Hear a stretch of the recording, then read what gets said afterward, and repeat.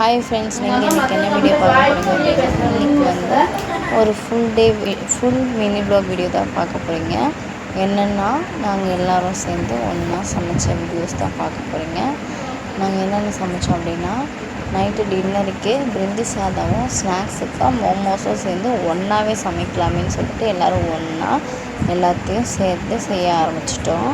எப்படி செஞ்சோன்றதை இந்த வீடியோவில் நான் சொல்கிறேன். இன்றைக்கி செவ்வாய்க்கிழமை. என்னோடய நாத்தனார் வந்து ஊர்லேருந்து ஆடி மாதத்துக்கு வந்திருந்தாங்க. அவங்களும் தான் செஞ்சாங்க. அப்புறம் என்னோடய உறவுக்கு வந்து விளக்கேற்றிட்டு அவங்களும் பிரிஞ்சி சாதம் செய்யறதுக்கு கூட ரெடி பண்ணுறதுக்கு வந்தாங்க.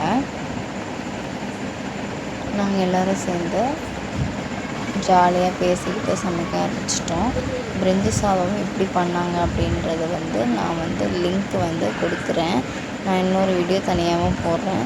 மோமோஸ் வந்து எப்படி பண்ணாங்கன்னா, கொஞ்சம் பட்டர் சேர்த்துட்டு நல்ல வெஜிடபிள்ஸ்லாம் சேர்த்து வதக்கிட்டு சேர்க்க வேண்டிய மசாலாஸ், அதாவது கரம் மசாலா, மிளகாய் தூள் இதெல்லாம் சேர்த்துட்டு நல்லா வதக்கி விட்டாங்க.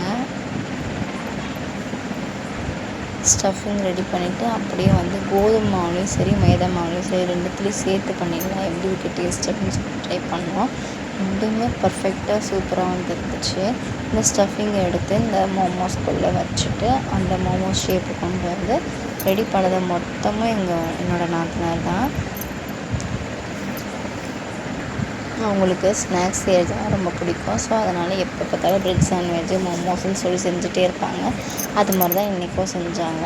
பிரிஞ்சி சாதமும் நாங்கள் பண்ணிட்டோம் அண்ட் மோமோஸும் நாங்கள் பண்ணிட்டோம். மோமோஸ் பண்ணது எப்படின்னு சொல்லிட்டு, ஆனால் பிரிஞ்சி சாதம் பண்ணது வந்து நான் உங்களுக்கு வீடியோ வந்து தனியாக லிங்க் பண்ணுறேன். இட்லி குண்டாலேருந்து அவிச்சு இப்படி ஓரமாக எடுத்து வச்சு சூடு கூட ஆறலை. அதுக்கே மோமோஸ் எடுத்து வச்சு திங்கிற மாதிரி எல்லாம் அட்டை செகண்ட் காலி ஆயிடுச்சு. மோமோஸுக்கு ஒரு சாஸ் ஒன்று பண்ணியிருந்தா, தக்காளி சேர்த்துட்டு காஞ்ச மிளகாய் பூண்டெல்லாம் சேர்த்து நல்லா கொதிக்க வச்சுட்டு உப்பு சேர்த்து அரைச்சிட்டா.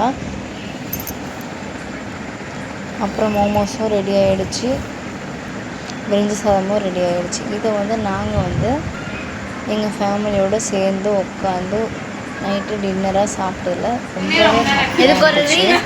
இந்த மாதிரி நீங்களும் பண்ணியிருக்கீங்களான்னு கமெண்ட்டில் சொல்லுங்கள். அப்புறம் மோமோஸ் சாப்பிட்டுட்டு பிரிஞ்சி சாதமும் எங்களால் சாப்பிட முடியல.